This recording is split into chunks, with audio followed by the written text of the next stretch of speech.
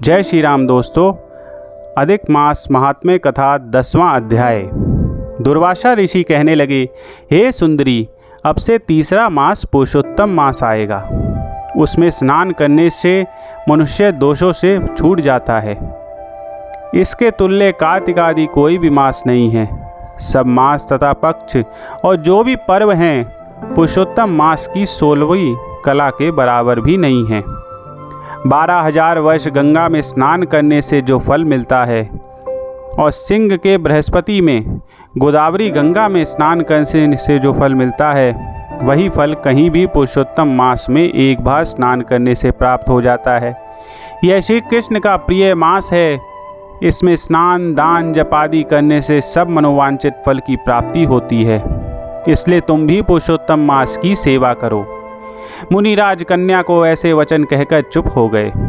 श्री कृष्ण कहने लगे, हे अर्जुन, मुनि के वचन सुनकर भावों से प्रेरित होकर वह मूढ़ बाला क्रोधित होकर बोली, हे ब्राह्मण, मुझको आपके वचन ठीक नहीं लगे।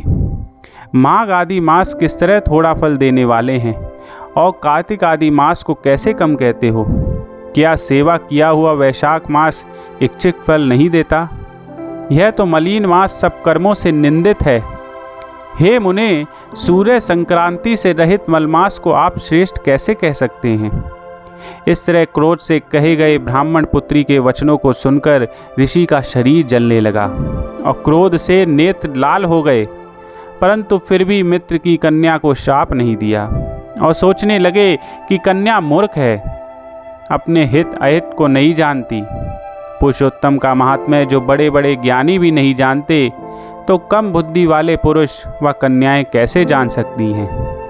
और यह बिना पिता की कन्या दुख रूपी अग्नि से सुलगती हुई मेरे अत्यंत उग्र शाप को कैसे सहन कर सकेगी?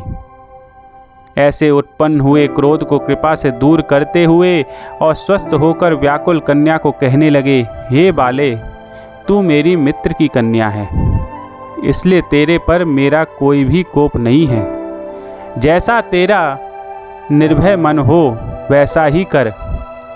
और भी को जानना वाली है तो सुन, मैं कहता हूँ।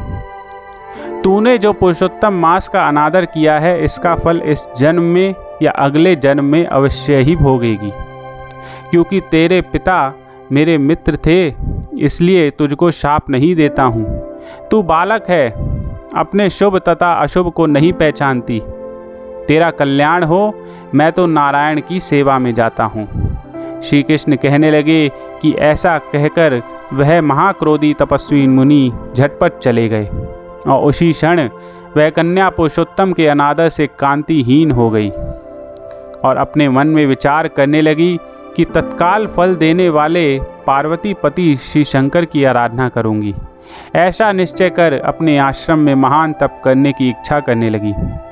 सूत जी बोले, वह वाला प्रबल मुनि के वचनों को निंदित कर तथा बहुत फल वाले विष्णु और ब्रह्मा को छोड़कर अपने आश्रम में केवल शंकर की सेवा करने लगी। 10वां अध्याय समाप्त। जय श्री राम।